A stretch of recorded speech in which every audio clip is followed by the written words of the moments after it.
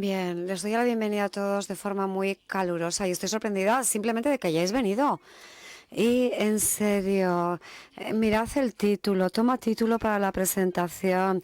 Realmente es que no he podido poner algo que fuera más sexy, pero realmente, para ser honesto, si hay algo que os interese y que sería una locura que pasarais vuestro tiempo conmigo, y realmente pues lo único que os digo es que no os tire para atrás este título. Aquí tenemos todo lo que cualquier profesor necesita saber y honestamente después de esa otra conferencia yo creo que va a ser bastante duro el que os impliquéis en alguien que es tan cerebral en esta parte ya de lo que es el Congreso, pero yo realmente creo que esto va a cambiar todo, a todas las plantillas de profesores y va a cambiar también el contenido que se enseña, porque de esta forma se va a enseñar a los profesores a enseñar, eso se llama aprendizaje. Es decir, esto puede ser quizás algo denso, esto lo dije ayer, lo vuelvo a decir ahora, porque no creo que estemos reconocimiento suficientemente a las intérpretes. Gracias.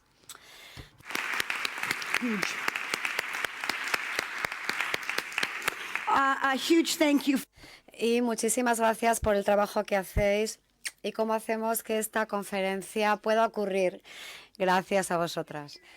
¿Y quién estuvo aquí ayer para la sesión de aprendizaje? Por lo tanto, me decepcioné yo a mí misma un poquito porque realmente no enfaticé aquello que quería enfatizar. Así que realmente cuando tenemos que hablar acerca de entendimiento y acerca de otras cosas, al final, pues bueno, no tenía más de 45 minutos, pero parece ser que al final 15 o 17 de vosotros pudisteis venir después de la sesión para ver estas transparencias que faltaban y pudimos hacer una especie de sesión de enseñanza. Y vemos ahora qué es lo que ocurre. Si tenemos hasta la 1:05. Vale, justo después de esto lo que vamos a hacer...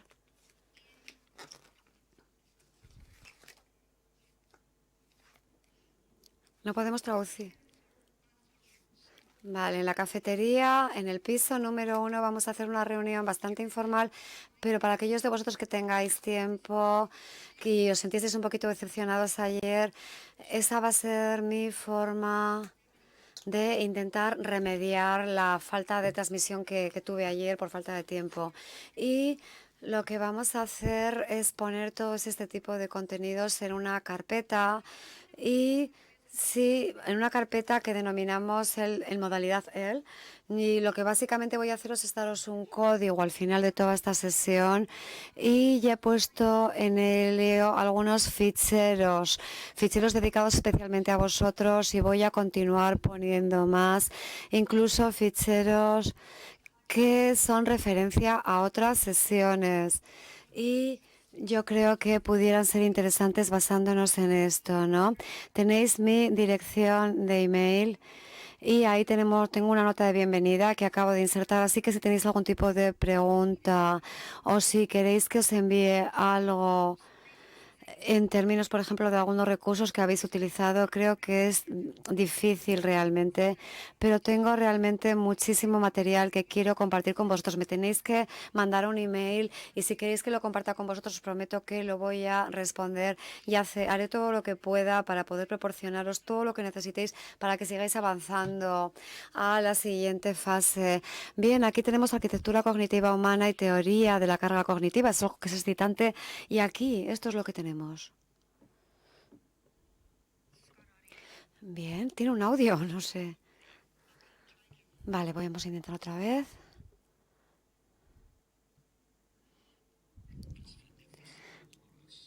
Cada uno de nosotros tenemos un cerebro y desde luego para todos nosotros el aprender algo significa reorganizar todo nuestro cerebro y las palabras.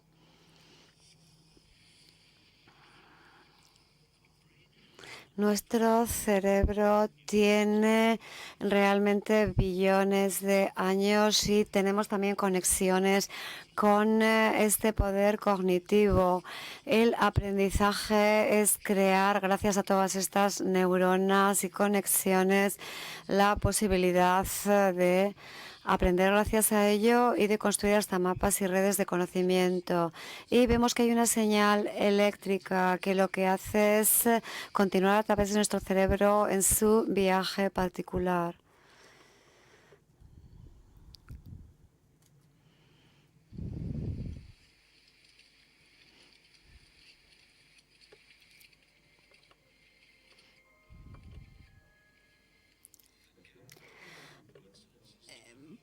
Realmente, entre las dos partes del cerebro lo que tenemos es simplemente una secuencia o un espacio vacío de tiempo. Y para nosotros el cruzar este espacio de tiempo, este lapso de tiempo, es como para estos montañeros el cruzar de un lado a otro de esta garganta, de esta hondonada. Y para ir de un lugar a otro tenemos que saber algo acerca de la forma en la cual aprendemos. Vemos que cuando cruzamos de un hemisferio al otro del cerebro se realiza un esfuerzo similar al que estamos viendo. Lo más duro es ser el primero en cruzar, el hacer el primero el esfuerzo.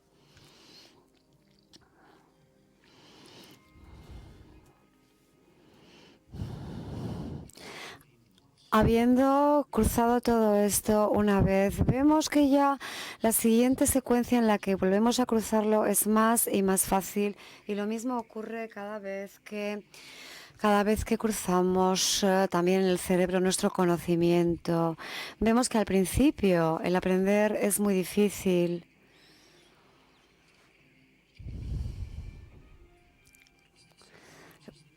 Pero vemos que cuando la señal cruza ese espacio entre las células cerebrales, ya ese cruce, ese paso se empieza a hacer más sólido, más consistente.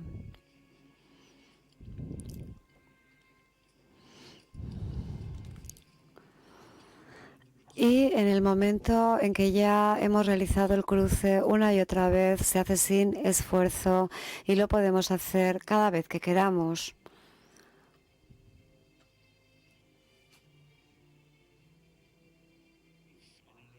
Y finalmente aprendemos algo.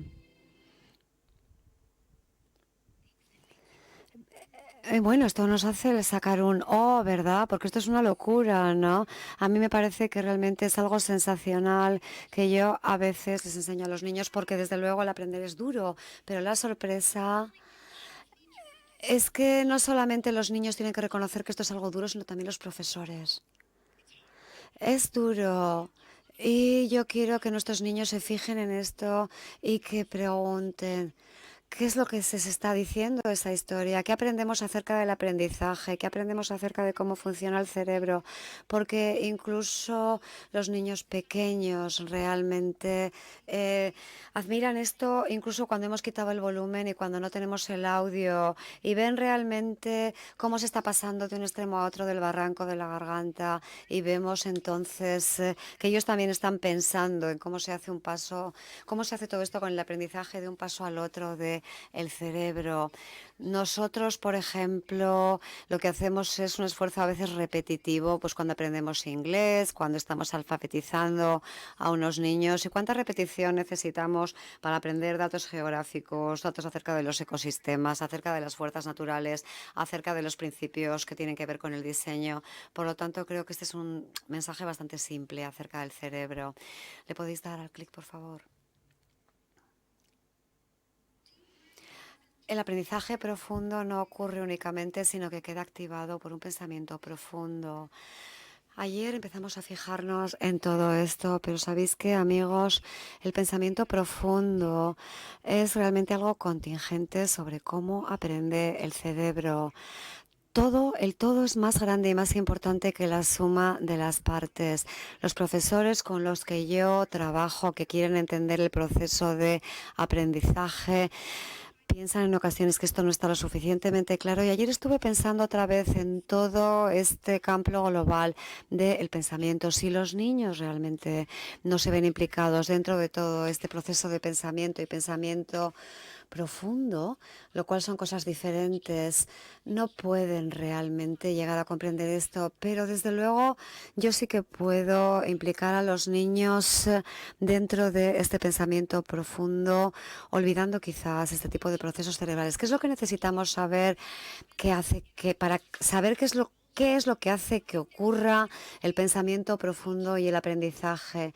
Yo creo que tenemos que hacer una investigación respetuosa, pero una investigación que yo creo que resulta ser crucial y que hay que hacerla lo antes posible. Y realmente todo esto se centra alrededor de construir conocimiento pedagógico, capital pedagógico. Y esto es lo que intento hacer hoy y voy a intentar fijarme en dos cosas contigo. Quiero fijarme en los procesos de información del cerebro y voy a hacerlo de forma bastante rápida en el sentido de que yo puedo compartir esa información de forma gráfica en una forma que yo creo que la podréis entender a un nivel bastante básico, bastante superficial, y después vamos a ir a profundizar en la teoría. Los resultados del estudiante dependen de la calidad de la enseñanza en la escuela y esto es algo capital a nivel pedagógico. ¡Qué maravilla! No solamente hablamos de capital de inversión, hablamos de capital pedagógico y vemos que esto es una declaración realizada por John McGraw, que es un investigador australiano.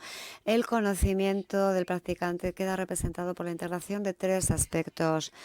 Por una parte está representado nuestro conocimiento pedagógico y también por aquellos profesores que se encargan de áreas de conocimiento específicas. Hay profesores que saben de matemáticas, hay profesores que saben de otras cosas, hay gente que puede hablar bien de la multiplicación, divisiones, quebrados, etcétera. Si tu conocimiento matemático es débil, eso desde luego va a tener un impacto en el aprendizaje. Si tenemos que enseñar ciencia y tenemos que enseñar ciencia acerca de las fuerzas que dominan nuestro mundo, tenemos que tener un conocimiento específico acerca de la ciencia y de las fuerzas que tiene una repercusión sobre ella. No sé si tú tienes ese sentido. Y yo creo que es muy probable que en España pase lo mismo. Lo que yo me he imaginado es que, por ejemplo, en mis escuelas, en las escuelas que tengo yo en todo el mundo, los profesores de escuela secundaria tienen un conocimiento específico más amplio que los de la escuela primaria porque están especializados normalmente en una asignatura concreta. Los profesores de escuela primaria tenemos un conocimiento de muchísimas áreas, lo cual puede ser un poquito engañoso porque somos un poco generalistas. Conocimiento pedagógico. Es la situación opuesta en las escuelas en las que yo trabajo y en los países en los que yo trabajo. A menudo los profesores tienen un conocimiento en las escuelas primarias, un conocimiento a nivel pedagógico muy importante porque, por supuesto, en la escuela primaria lo más importante es la pedagogía. Es decir, no es que no nos estemos centrando en ninguna área de conocimiento concreta, sino que nos estamos centrando en la práctica pedagógica. A menudo eso es algo menor dentro de la escuela secundaria al nivel de la formación que los profesores de dicho sector reciben, por lo menos en los países donde yo recibo. Y luego tenemos la práctica pedagógica. Hay profesores especiales que proceden de la universidad, de las facultades, tienen un conocimiento pedagógico, pero no tienen la práctica porque no han tenido la oportunidad de aplicar dicho conocimiento. Por lo tanto, estas tres áreas realmente son las que componen nuestro conocimiento como personas que practican la enseñanza o el capital pedagógico que nosotros introducimos al enseñar en la escuela. Vemos que en este conocimiento de la persona que lo pone en práctica, si esto es débil o superficial, después el diseño de currículo, la implementación, la valoración, la evaluación de todo ello se verá comprometida por ello. Y de la misma forma, también los resultados de los estudiantes. El conocimiento colectivo en la práctica en tu escuela indica su capital pedagógico o su potencia para la enseñanza.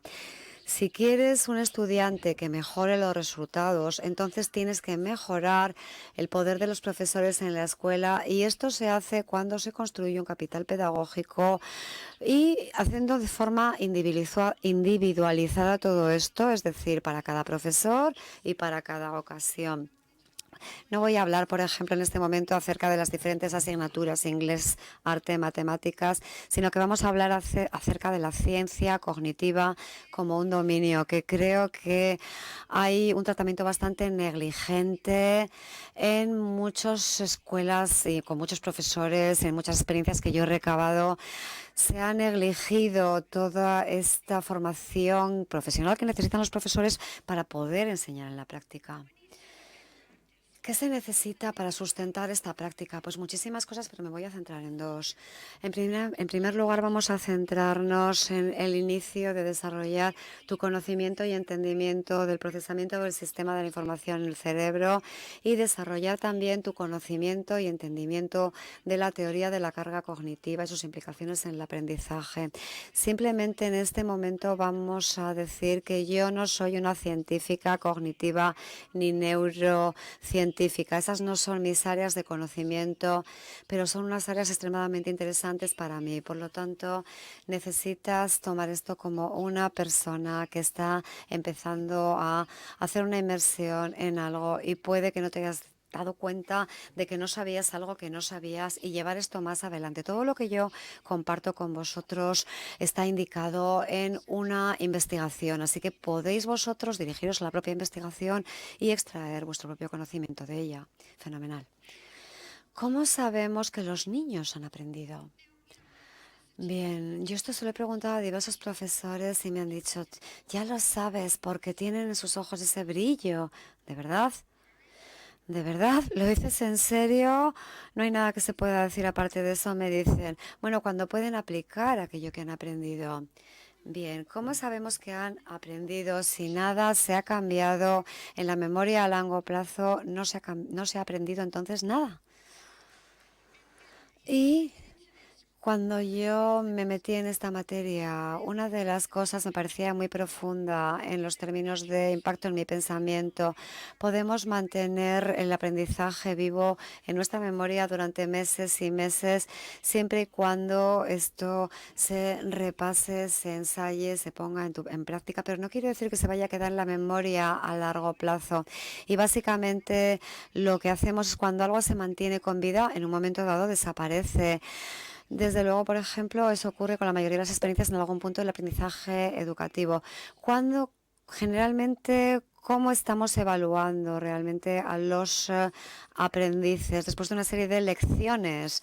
Es decir, los profesores tienen un sentido de la seguridad muy falso ante todo esto. Si realmente quieres saber lo que los niños han aprendido, lo que tienes que hacer es implicarlos y realmente pues tienes quizás que darles tu valoración de lo que han hecho 6 meses más tarde después de verlos.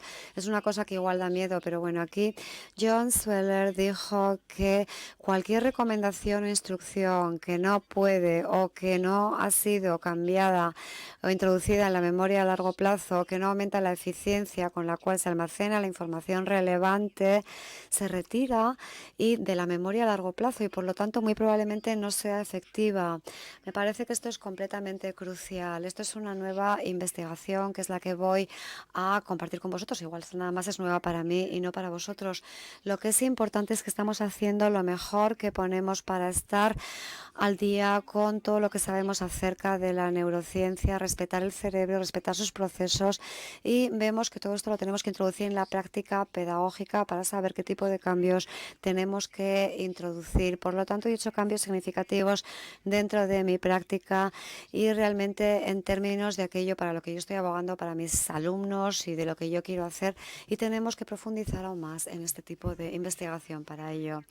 No vais a tener un fichero organizador, pero bueno, ayer estuvimos hablando un poquito acerca de ellos, así que vamos a introducirlos también ahora.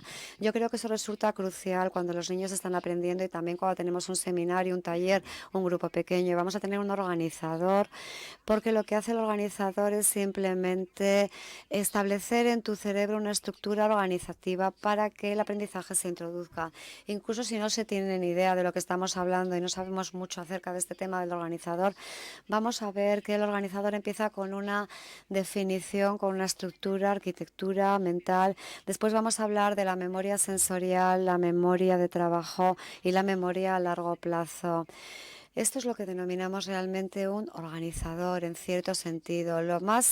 Cuantos más organizadores puedas dar a los niños cuando estén investigando, haciendo trabajos, investigaciones, planeando con ellos, de más forma, de, perdón, con más intensidad vas a introducir esta forma de estructura en su mente. Y vemos que lo que yo voy a daros en esas carpetas es daros una serie de hojas que tiene que rellenar en organizador. Y si estáis intentando tomar notas, generalmente cuando se toman notas, ¿qué es lo que no estáis haciendo? Evidentemente hay personas que esa historia de que se puede ser multitarea realmente no es tan verdad. Se puede cambiar de una tarea a otra, pero no se puede hacer multitarea. Tu cerebro está realmente concentrado en escribir esas notas. Pero yo sé que hay unos niños que solamente piensan con el bolígrafo en la mano y desde luego a veces cuando están escribiendo pierden fluidez, pierden bastante de la materia. Por lo tanto, lo que es importante, por ejemplo, es hacer una comparativa entre aquello que han anotado con otro tipo de información que realmente es importante y esto se puede utilizar para una reflexión. Y realmente vemos que aquí lo que tenemos que hacer es tener estas 3 hojas y si tenemos preguntas, si tienes algo que te estés preguntando, realmente si tenéis, por ejemplo, en estas 3 hojas que os voy a dar en el fichero que se os va a proporcionar y que está en la página web, cualquier tipo de pregunta que tengáis, proporcionádmela, hacedmelo saber a través del email, ¿vale? Aquí tenemos la arquitectura cognitiva humana. Vemos que los humanos somos nosotros, cognitivo es el pensamiento y la arquitectura es la estructura. Es decir, estructura humana de pensamiento del cerebro. Y esto aborda la estructura y la relación entre la memoria sensorial, la memoria de trabajo y la memoria a largo plazo. No hace falta que escribáis todo esto porque eso lo vais a tener en las hojas que se os va a dar. La mayoría de los tratamientos modernos utilizan el trabajo realizado por Atkinson y Shiffrin. Después de haber dicho eso, las memorias recientes de trabajo realizadas por Badel y Anzig son muy significativas en términos de las aportaciones que ellos pueden hacer a nuestra memoria de trabajo, algo que voy a compartir brevemente con vosotros. Y vemos también que os podéis dirigir a mí si eso reviste mayor interés para vosotros para averiguar más acerca de ello. Bien. Luego tenemos la memoria sensorial, registro sensorial. Nosotros, gracias a los 5 sentidos, es como podemos aprender. Realmente lo que hacemos es absorber la información de esa manera. Comes into the sensory Toda la información tiene que ver con la canalización a través de los diferentes registros, aquello que vemos, oímos, tocamos, lo cual es muy aplicable a niños en el aprendizaje. Luego también, evidentemente, tenemos una capacidad de recepción, por ejemplo, con respecto a aquello que has visto, aunque no te centres demasiado en ello. Yo puedo ver aquí millones de cosas y si yo le pregunto a la gente qué es lo que había en las paredes o alguien me lo pregunta de mí, diré, pues hombre, es que no me he dado cuenta realmente, porque sí que lo estoy viendo, pero no estoy prestando atención a ello. Después tenemos una retención de 3 o 4 segundos para aquello que escuchas. Y luego tenemos menos de 1 segundo de recepción para aquello que tocamos. Es decir, si yo cojo esto y luego lo dejo en su sitio otra vez, tengo todavía en la mano la percepción de lo que he tocado pues por 1 segundillo. Esto es muy importante porque nada se introduce desde un proceso consciente, sino que realmente hay que prestar atención acerca de ello. La pregunta número 1 es lo que yo me pregunto a mí misma. ¿Qué porcentaje de los niños con el que estás trabajando, profesores, sabes o realmente han prestado atención a este esquema? Desde luego yo me doy cuenta que me he perdido muchas oportunidades de aprendizaje por no saber esto y después ya nos introducimos en la memoria de trabajo para el procesamiento consciente. Estás procesando información todo el tiempo, pero no de forma inconsciente. Si quieres realmente que algo tenga sentido, tenemos que registrar todo esto en la memoria de trabajo. Puedes procesar 3 o 4 cosas a la vez sin estar sobrecargado a nivel cognitivo. Eso no es mucho, ¿verdad? Y tenemos cerca de 15-13 segundos de retención sin repetirlo otra vez. Yo no sé si habéis oído lo que ha dicho, si conocéis al doctor David Sousa. Él hace esto con los niños. Esta es tu memoria de trabajo. Vamos a poner aquí estas 4 cosas. Puedes procesar 4 cosas de una vez sin estar sobrecargado. Por lo tanto, si vuestro profesor os da una quinta cosa, tenéis 2 elecciones. Sacar algo, en cuyo caso vais a tener lagunas en vuestro aprendizaje, dejar esto ahí, volver a darle la vuelta, volver a pensar en ello de forma que lo tengáis vivo en vuestra memoria y decirle al profesor que lo aborde más tarde. Memoria a largo plazo. La memoria a largo plazo, cuando tú estás almacenando un esquema con una representación conceptual de tu aprendizaje, es algo infinito. Por lo tanto, ya sabes que los niños realmente, bueno, no solamente es infinito, sino que a la vez que se ha almacenado, lo que se ha almacenado en la memoria a largo plazo queda permanentemente ahí. Y realmente para tener un almacenaje permanente tiene que pasar quizás 2 o 3 años. Eso tiene que ver con el currículum que empleamos, que tiene que ser un currículum espiral. Y en muchos países el currículum se construye año tras año, pero las clases se construyen en fases. De forma que si nos fijamos en el currículum del año, en el currículum de 4 años, hay que tomar decisiones. Porque, por ejemplo, en un primer año podemos decidir tener un ciclo en el cual nos ocupemos, por ejemplo, de 4 fases de una asignatura, en otro año de otro. ¿Cuál es el problema de esto? Los niños realmente van a necesitar 2 años hasta que se revise ese conocimiento. Vemos el problema aquí. Vemos realmente que la memoria a largo plazo, si no se cultiva, puede desaparecer, puede atrofiarse. Y vemos realmente que la razón por la cual algunos niños aprenden inglés y matemáticas también es la repetición, porque estamos haciendo las sumas, las multiplicaciones una y otra vez. Pero realmente, si nos referimos a otros ámbitos de conocimiento de los currículos, vemos que hay muchas más lagunas en ellos. Cuando una persona que está aprendiendo, está metiendo todo esto en el registro sensorial y con atención, y después todo esto lo transforma en la memoria de trabajo, lo que necesitamos que los niños hagan es una codificación, una activación del conocimiento anterior relacionado que está en la memoria a largo plazo y traerlo a la memoria de trabajo. Es decir, vemos que tenemos que ir al registro sensorial y en tu memoria de trabajo tenemos que evocar o traer otra vez a la memoria a largo plazo, recordar todo aquello que está relacionado con ello, las decisiones incluso que se tomó relacionadas con ello. Y cuando estamos hablando acerca del plazo de que necesitamos niños para activar ese esquema de memoria a largo plazo, esto es una cosa bastante seria, porque en un nivel básico, si podemos aprender esto y vas a tu memoria a largo plazo y captas cosas que están relacionadas, esta cosa, este elemento, no solamente es un único elemento, sino que es un paquete de información. Todavía puedes procesar 3 o 4 paquetes de información, pero un paquete puede tener 1000 cosas, el otro 15. Por lo tanto, si vas a ayudar a los niños a procesar sin esta sobrecarga cognitiva, realmente necesitas que esos niños hayan adquirido un conocimiento previo y que luego lo puedan traer al presente. Eso no es algo que lo haces al principio de la unidad y luego nunca más. Esto es parte de tu estrategia pedagógica. Cada vez que los niños van al nuevo conocimiento, tienen que tener acceso al conocimiento adquirido anteriormente. Y esto sería lo segundo que tendríamos que hacer. ¿Tiene esto sentido? Y ahora vamos a hablar del aprendizaje, porque realmente ya esto es algo tremendamente excitante y también aterrorizador.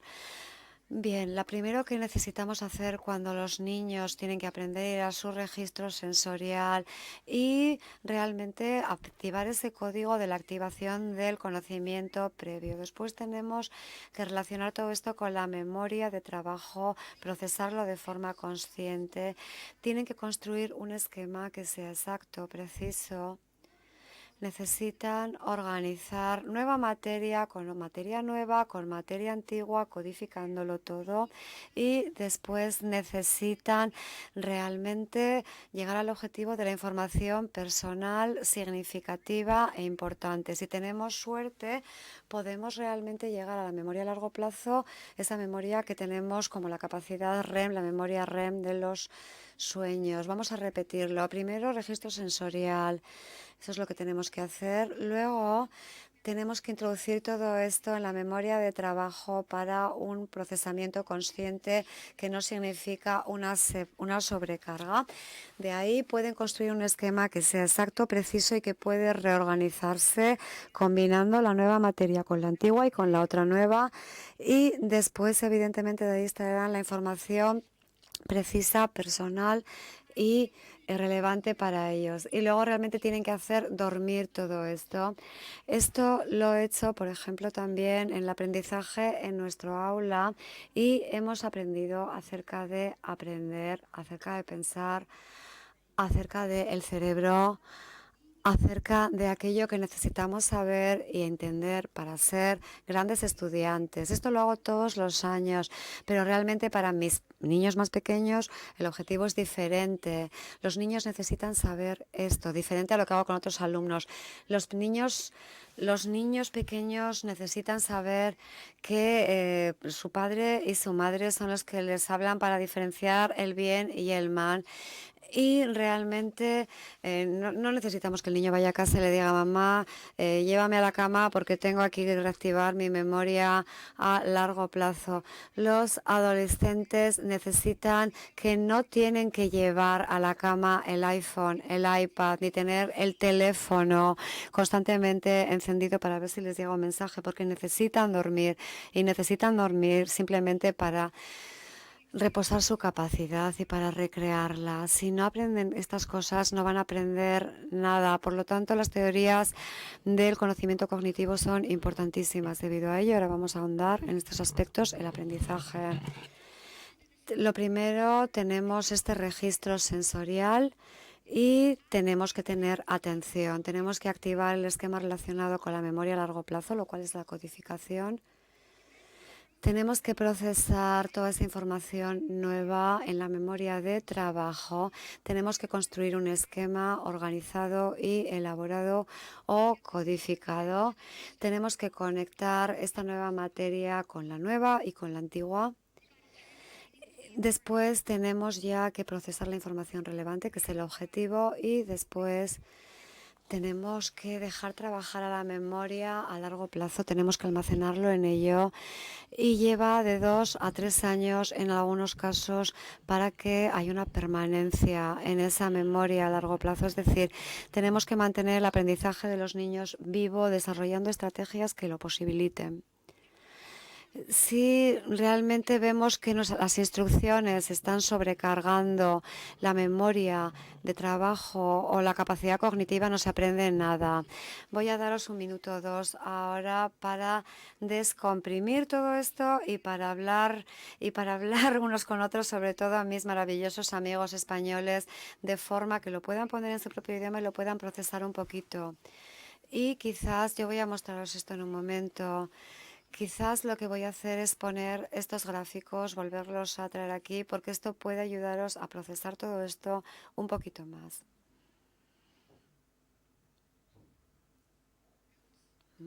Bueno, a ver si me sale.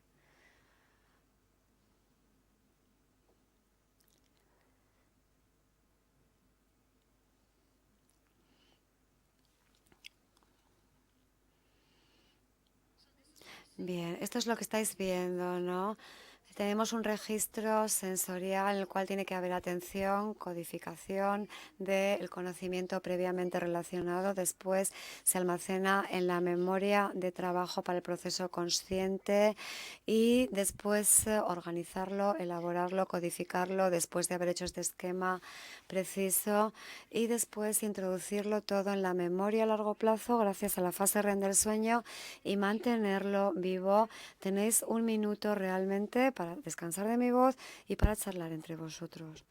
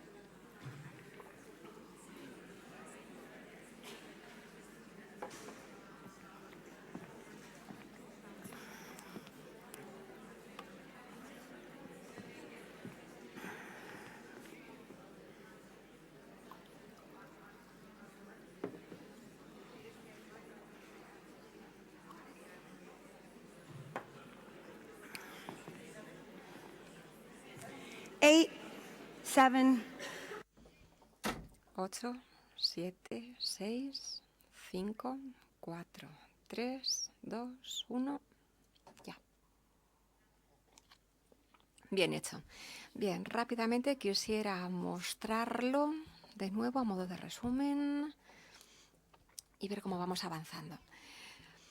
Así que Battle and Hedge han avanzado esta investigación específicamente cuando hablamos de la memoria de trabajo y sugieren que la memoria de trabajo en realidad está integrada por dos sistemas de procesamiento independientes, separados. Por un lado, vamos a tener un almacenamiento visual espacial y ese es el primer paso. Y eso tiene un impacto también a la hora del diseño de instrucciones y también con la teoría de la carga cognitiva, porque procesamos separadamente las cosas. Es decir, que cuanto más tenemos ese aspecto visual y auditivo en nuestra enseñanza, más expandiremos la capacidad cognitiva de nuestros estudiantes. ¿Tiene sentido eso? Creo que merece la pena, si es interesante para vosotros, que estudiéis o que profundicéis en la investigación, en las últimas investigaciones desde este punto de vista de la memoria de trabajo. Es más complicado de lo que parecía antes. Empezamos por trabajar, lo almacenamos, memoria a largo plazo, según un sistema unitario y lineal. Es un poquito más complejo. Hay también un amortiguador episódico, aquí un amortiguador que amortigua o que combina la información que viene del registro sensorial, también desde la memoria a largo plazo, y introduce también todo eso, lo lleva al área de procesamiento visual y auditivo, así que es bastante más sofisticado que simplemente el modelo de Schiffel, más sofisticado que lo que indicaba, pero los dos son complementarios.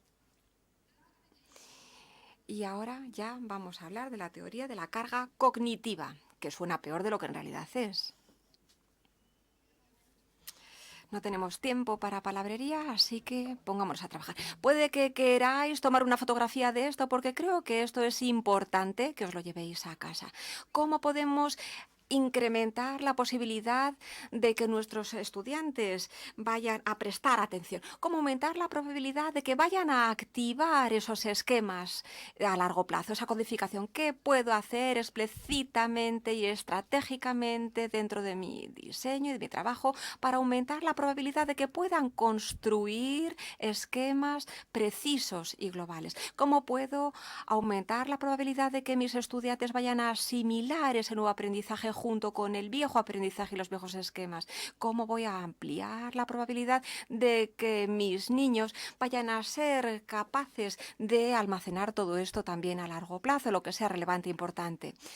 En mis sesiones, como ven, una vez que he hablado del procesamiento cognitivo, digo, entonces, ¿sabéis qué? ¿Y entonces qué? Claro, porque eso es lo que marca la diferencia en nuestras vidas y en las de los niños. Y tenemos que empezar a explorar estas cuestiones, porque si no, no estaremos utilizando este conocimiento para cambiar nuestra vida y la de los niños. Bien, esta investigación de la carga cognitiva, esto es lo que nos dice. Y la investigación de John Haddish y de otros con respecto al aprendizaje indagador también está vinculado, y también el trabajo de John Haddish. Sabemos que el aprendizaje basado en las preguntas también es algo que tenemos que tener en cuenta, que es muy eficaz. Un año de madurez se refleja en 4,0. Lo que estamos sugiriendo es lo siguiente. Quizá las preguntas o la investigación, esa sí que fue pertinente, pero la mía no, eso es una broma, no. Mi investigación también es muy pertinente. He estudiado esa investigación, yo quería comprender qué investigación se había hecho en este sentido y cómo habían llegado a esos hallazgos, qué determinaban, de qué estábamos hablando, y entonces es cuando acabé por estar inmersa en la teoría de la carga cognitiva. Y el motivo por el cual es importante es porque el procesamiento de los niños a veces está sobrecargado y por eso se inhibe el aprendizaje. Los niños muchas veces no están construyendo esquemas con precisión, precisos. A veces no están construyendo esos esquemas porque no es explícito para ellos. Lo interesante a la hora de diseñar estas tareas es que cuando hablamos de dar oportunidades de aprendizaje para los niños y pensamos que va a ser fantástico, tú sabes y dices, ¡ay, va, esto es interesantísimo para ellos!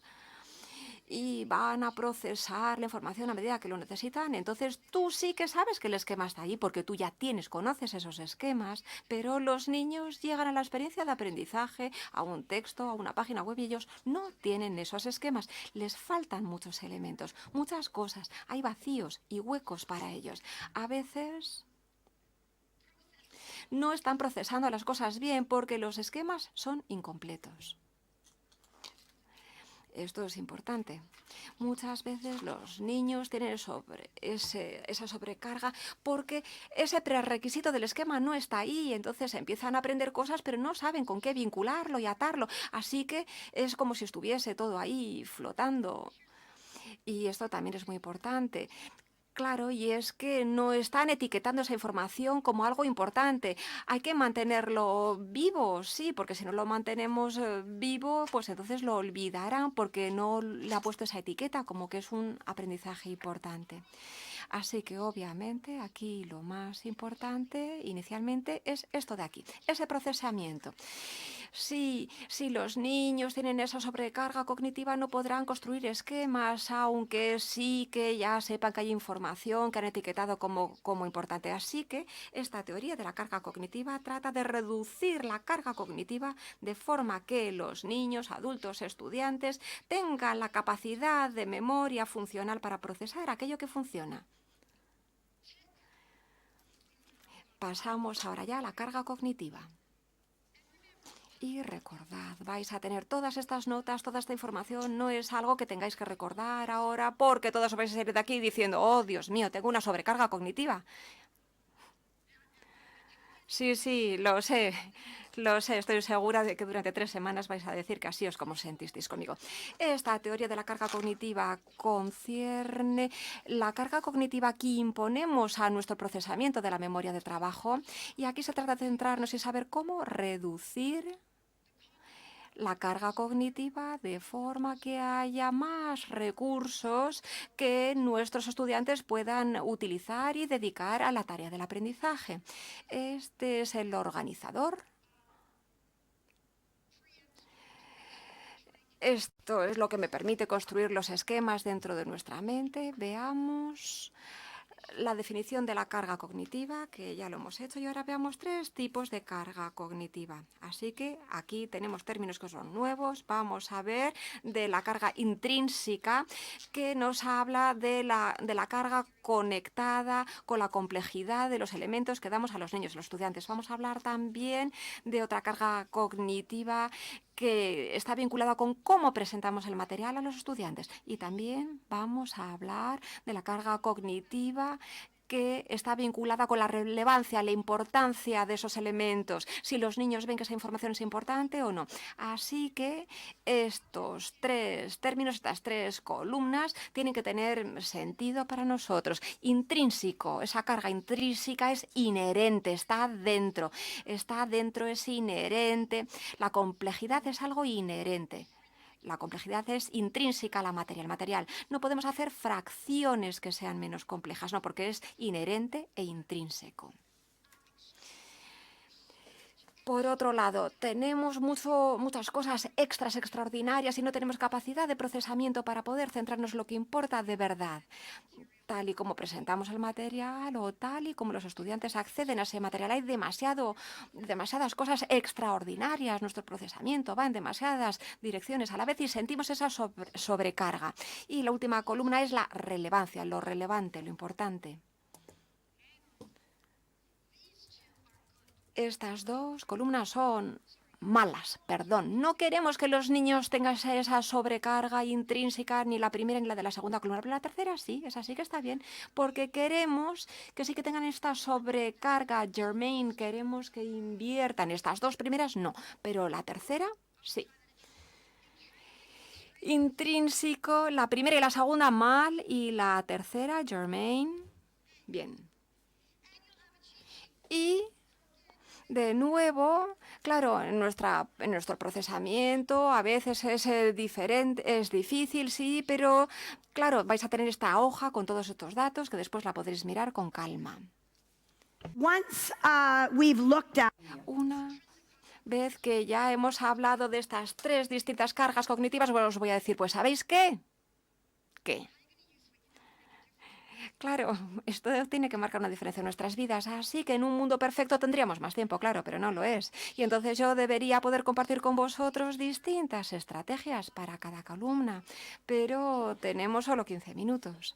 Así que, nada, es poco tiempo, pero no pasa nada, porque lo que vamos a hacer va a ser compartir con vosotros lo que yo creo y pienso, pero voy a añadir recursos. Aquí lo más importante entre nosotros, entre vosotros y yo, sin más, lo importante es que vosotros hagáis este ejercicio, que vosotros, una vez que salgáis de aquí, cojáis estas hojas con un vasito de vino agradable, sí, este es un tema recurrente, ¿verdad?, en mis charlas, o os podéis tomar un café, un té, claro, una cerveza, lo que queráis, lo que prefiráis, releed vuestras notas, pensad en ellas y haced este ejercicio. Y también podéis hacerlo con otros colegas, con otros compañeros. Yo voy a compartir con vosotros cómo lo he hecho, pero claro, cada uno puede hacerlo de una forma diferente. Así que, dependiendo de cómo lo hagamos, todo esto, no importa, todo esto lo vais a tener en vuestra documentación. Vais a tener ahí todas esas distintas ideas, pero es importante tener ejemplos prácticos, de forma que no sean solamente palabras, no, que podáis ver cómo se concretan. El procesamiento se ve afectado por 3 elementos: la complejidad del material, tal y como nosotros presentamos el material, y si ese niño lo considera pertinente y quiere invertir en ello, se lo considera relevante. La carga cognitiva intrínseca o complejidad, esto está asociado con la complejidad intelectual inherente de lo que estén aprendiendo los niños. Si pensamos en algo bastante complejo, todos los elementos, entonces, tendremos que comprenderlos, ¿verdad?, en un contexto todos juntos, porque van a estar interactuando.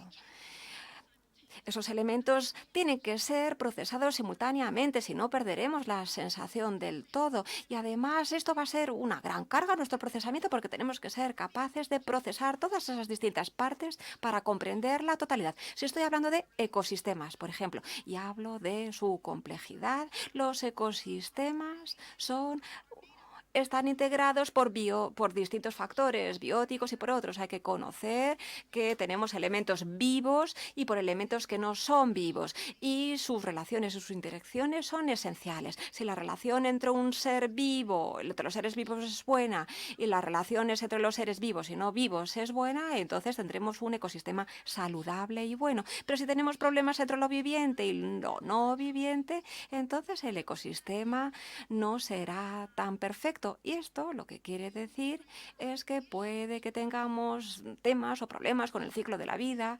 Algunos de los elementos vivos puede que no puedan sobrevivir, y eso podría tener un impacto, por ejemplo, en la cadena alimentaria.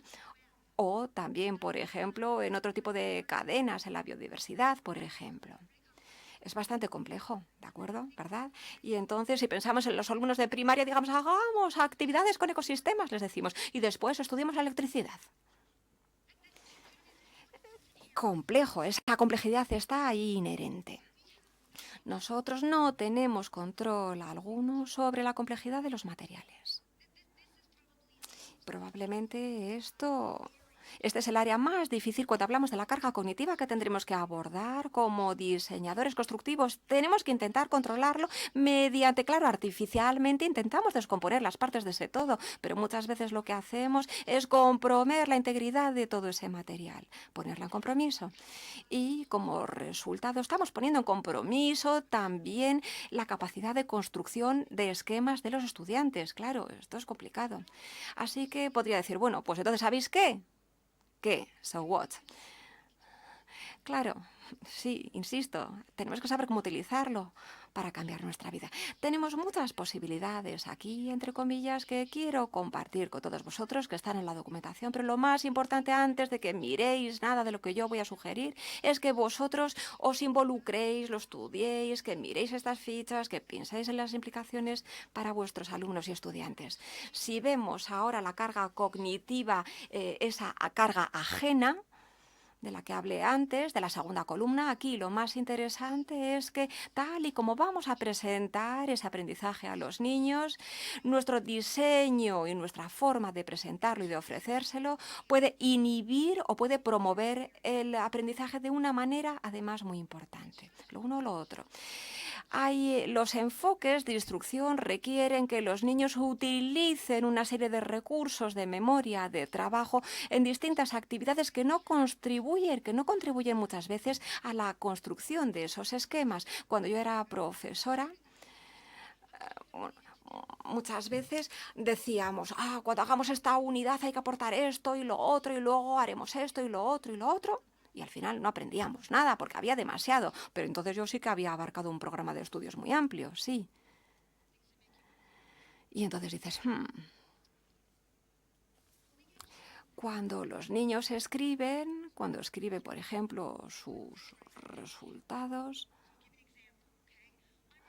Voy a daros un ejemplo. A mí me interesa saber si los niños, por ejemplo, son capaces de analizar la información y, por ejemplo, una gráfica.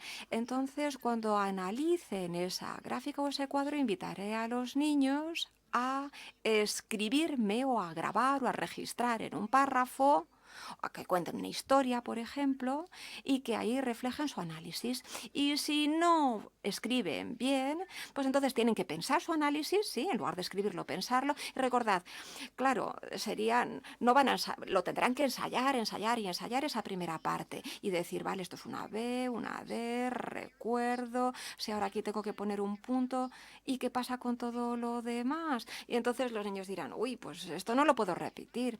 No me importa si lo saben escribir, me importa saber si saben analizar los datos. Por ejemplo, que lo graben así, y podrán hacer parar, dejar de grabar, pensar más y volver a grabar.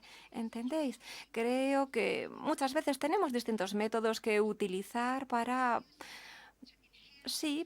mejorar el proceso de aprendizaje. Tenemos distintos métodos. Búsqueda de información. Nuestros niños van a Google y, claro, van a encontrar infinidad, millones de respuestas. Por eso un niño puede pasarse horas en Internet y nosotros vamos y le decimos, ¿qué has encontrado? Y dicen, uy, pues todavía nada. ¿En serio? O van a escribir todo, escriben y escriben, ¿Por qué? Pues porque no tienen esos esquemas, no saben qué es lo importante y por eso lo escriben todo para no perderse nada.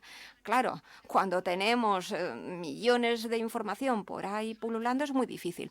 Así que intentar registrar, grabar y escuchar al mismo tiempo. Sí, lo sé, hay niños que piensan con el boli en la mano. Mis niños necesitan registrar o grabar lo que les voy diciendo cuando están en un grupo de aprendizaje con otros niños. ¿Por qué no? Pues lo podemos grabar todo, así es como lo hacemos. Cuando yo trabajo en el ámbito clínico, en las aulas, con niños, cuando están en sus propios grupos de aprendizaje con sus grupos, ellos lo graban todo en audio o en vídeo.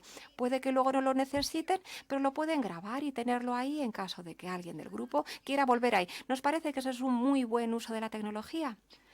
Demasiado. Los profesores, si hablan demasiado, pues eso también al final acaba por ser una gran sobrecarga. Sí, tenemos un control total con respecto a esa sobrecarga del aprendizaje y de esos elementos ajenos.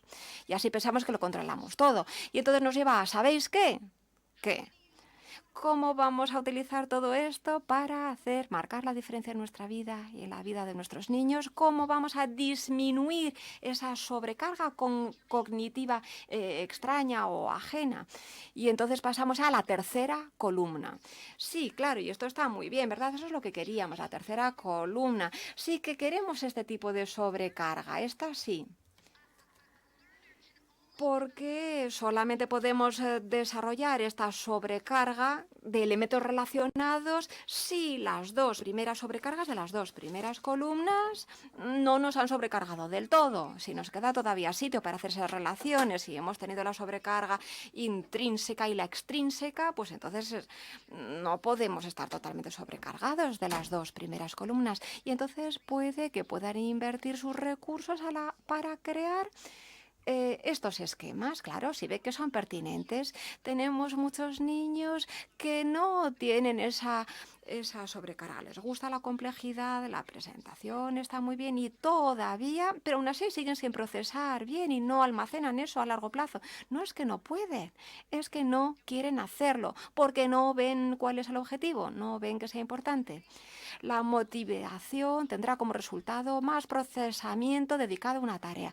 Así que no subestimemos la importancia de la motivación. Hay tanta gente que lo ha investigado. Sí, la motivación es esencial. Si el niño está verdaderamente motivado y el profesor también, claro, puede que sea un poquito demasiado complejo a veces cuando estábamos hablando, claro, de toda esta interpretación, pero es importantísimo porque entonces empujaremos y pasará la información y llegará. La motivación es esencial, eso nos permite demoler barreras muchas veces y en otros casos si no hubiésemos tenido esa motivación no hubiese sido posible. Yo creo que necesitamos tener esa motivación, convencer a los niños de su importancia y lo harán porque extrínsecamente puede que la complejidad fuese demasiado grande o la sobrecarga intrínseca o extrínseca fue demasiado grande y eso lo tenemos que evitar y podemos controlarlo, sí. Es una de las grandes razones por las cuales para mí eso del so what y qué empieza al comienzo. Mis niños no hacen todo el aprendizaje y al final decimos so what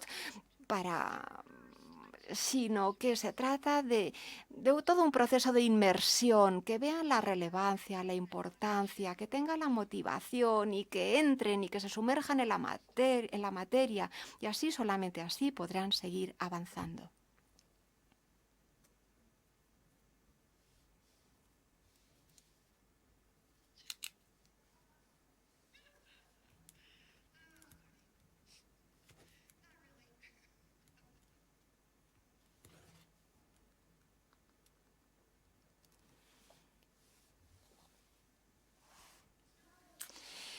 No se trata de hablar de tecnologías digitales, tampoco se trata de entornos de aprendizaje modernos. No, sí, por ejemplo, en Australia están muy de moda, ¿verdad? Tampoco se trata de hablar de las habilidades del siglo XXI. Y tampoco se trata del aprendizaje basado en la investigación, en las preguntas. Ni siquiera se trata de enseñar a los niños a saber cómo pensar y cómo aprender. Bueno, en primer lugar, todo esto es importante, pero no es lo más importante. Se trata Se trata del conocimiento específico y neurocientífico y cognitivo que tiene que sustentarlo todo, que necesita sustentar las decisiones que tomamos todos los días en torno a la tecnología, decisiones que tomamos con respecto a los entornos de aprendizaje o decisiones que tomamos con respecto al aprendizaje, a la enseñanza y al pensamiento. Cuando desarrollamos nuestro conocimiento y nuestra comprensión con respecto a cómo aprende el cerebro y eso lo emparejamos con nuestra práctica pedagógica, entonces, ahí sí, entonces sí que cambiaremos la forma en la que enseñamos. Y amigos y amigas míos, así es como podremos cambiar cómo aprenden nuestros niños y estudiantes. Gracias.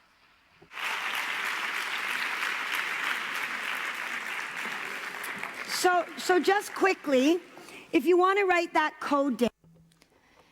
Sí, si queréis sacarle una fotografía, hacedlo. No sé si conocéis Edmodo, ir a Google, edmodo.com. ¿Tendréis que descargar? No, no hay que descargar, solamente os tenéis que registrar, es gratuito. Y entonces lo que ocurrirá después de inscribiros es que llegaréis a un punto en donde tendréis que hacer clic y la verdad es que no es tan explícito como debería ser, pero encontraréis un signo de más, de suma. En la parte de la izquierda habrá un signo de suma, hacéis clic ahí y entonces dirá code, código, que eso es lo que vemos aquí. Y en cuanto lo introduzcáis, ya está ese código. Y ahí habrá una nota de bienvenida, habrá toda la información que he compartido con vosotros, el proceso de aprendizaje, también hay un artículo con respecto a las distintas etapas que he abordado, una thinkbox y también mi proceso de planificación en 9 pasos para saber cómo planificar las cosas de forma diferente, pero también para incorporar los contenidos y el procesamiento de la información. Bueno, hay muchísima información y la iré subiendo. Así que encantada de que accedáis a esta página web y de que introduzcáis ese código y accedáis a mi información. Y ahora, si hay alguien que quiere seguir hablando conmigo, por supuesto, cuando queráis. Estoy a vuestra disposición. Gracias.